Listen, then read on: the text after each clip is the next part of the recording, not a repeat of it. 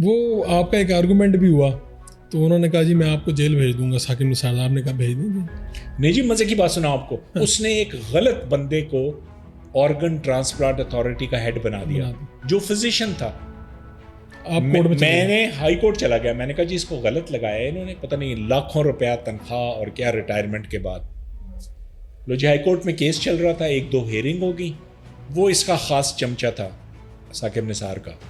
اس نے سو motto action لے کے لاہور، آپ کو یاد ہے یہ فلمی ڈرامے کرنے لاہور آیا کرتا تھا، لاہور رجسٹری بیٹھتے ہوئے، تو مجھے بلا لیا رات کو، مجھے حکم ملا کہ صبح پہنچو. میں بغیر وکیل کے چلا گیا. اس نے دیکھا یہ شلوار قمیض والا مولوی آ گیا ہے.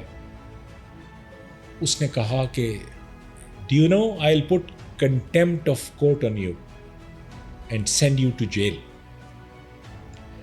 اس کے سامنے میں نے جی بڑے بڑے سیاستدانوں کے سانس خشک ہوتے دیکھے، بیوروکریٹس کے.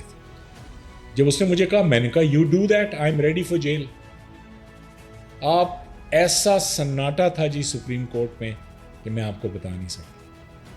پھر اپنے چیمبر میں بلا کے پھر ہماری صلح صفائی ہوئی، لیکن صرف اسی لیے جی کہ مجھے کیا ڈر تھا، جیل میں اگر اللہ نے میرے لیے لکھا ہے تو ٹھیک ہے، کاٹیں گے. تو آپ اپنے گھر، اپنے بچوں کو، اپنے اہل خانہ کو کیا کہتے ہیں؟ میں کہتا ہوں بیٹا سچ کا ساتھ دینا، کسی سے زیادتی مت کرنا، کبھی پیسے کے لیے آپریٹ مت کرنا. اگر میڈیکل انڈیکیشن بن رہی ہے صرف تب کسی کا آپریشن کرنا. میرے دونوں بچے ماشاءاللہ ڈاکٹر ہیں، اور میں ایک بیٹا تو میرا آرتھوپیڈک سرجن ہے، میرے ساتھ ہی ہے، دوسرا ریڈیولوجسٹ ہے.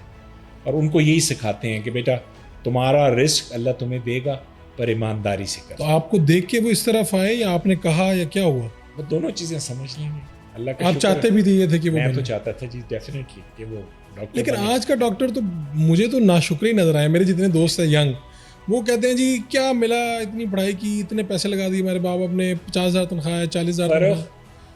میں 6 سال برطانیہ رہنے کے بعد 1987 میں جب واپس آیا تب میری پے وہاں 1,000 پاؤنڈز اے منتھ تھی.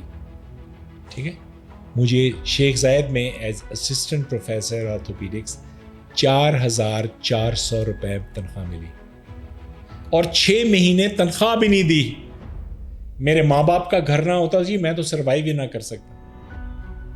اب تو سوچئے اگر میں اس پہ غصے میں، جب میرا فرسٹ کلاس کریئر تھا یو کے میں، اللہ نے گفتار کا غازی بھی تھوڑا سا بنایا ہے، انگریزی بھی میں ٹھیک بول لیتا ہوں، لیکن آئی تھاٹ کہ نہیں، میں جو مرضی ہے بن جاؤں، میں یہاں 3rd کلاس سٹیزن ہی رہوں گا، اور اپنا ملک اپنا ملک. دیکھ اللہ پاک کہاں سے کہاں لے گیا. تو آپ یہ لوگوں میں صبر نہیں ہے. اب یعنی آپ یہ بات کیا ہے کہ ان نوجوانوں کو روک سکتے ہیں جو اس وقت سارے ڈاکٹرز باہر جانا چاہ رہے ہیں؟ دیکھیں جی، میں ایک تو حکومت کو کہوں گا کہ کچھ حیا کرے.